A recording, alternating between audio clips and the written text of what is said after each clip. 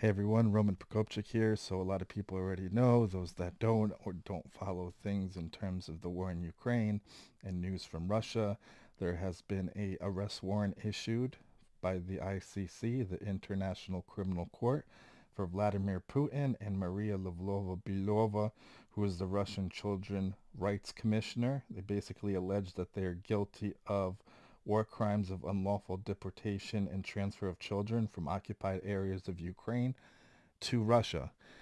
When I first heard it, I thought it was something of in terms of war crimes for ordering civilian locations to be bombarded by drone strikes and by missile strikes and attacked in general. But the fact that this was focusing on the illegal deportation of children from occupied areas, many of which still have parents, were taken from areas where they're not only orphans or in group homes, but literally just taken and moved into Russia and then taken, put into the child welfare system in Russia and adopted out to Russian families, which is pretty ridiculous and kind of Stockholm syndrome in a way, taking children of the country that you've occupied and invaded and then indoctrinating to hate Ukraine and being adopted out at young ages to Russian families. So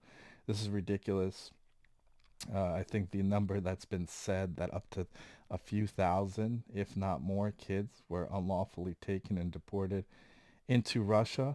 Obviously, this was ordered by Vladimir Putin, top officials, and they were aware of this happening. Obviously, Vladimir Putin came out and stated that he does not adhere to or recognize the International Criminal Court or this arrest warrant, but it shows on an international stage that Vladimir Putin is not without, invincibility.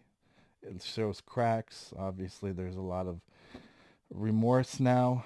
People not necessarily openly against him within Russia, but as you see Russian state media, they're kind of talking and leveling the playing field now that they're not going to win, that they're not going to necessarily conquer all of Europe, all of Ukraine, so on and so forth, but they're taking a more kind of passive approach. There's been some discontent, obviously the lack of victories and things to show on the battlefield.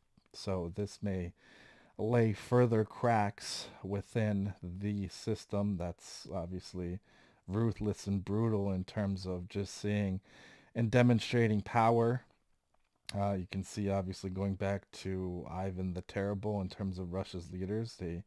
They basically value, authoritarianism and power and kind of savagery in that sense.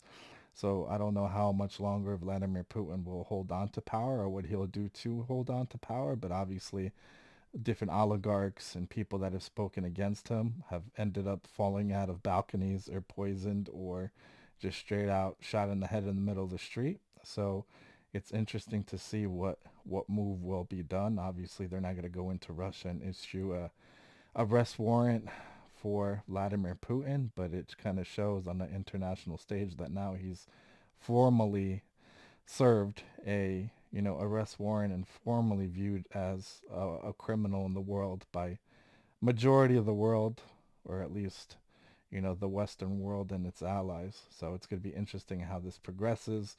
I don't know how they're going to get these kids back, but it's a shame what's actually happening in Ukraine, in the occupied areas, atrocities, genocides, so on and so forth. So hopefully this war comes to a resolution in the short term. Slava Ukraini, Heroim Slava, Slava Nazi, Slava Bohu. As always, God bless.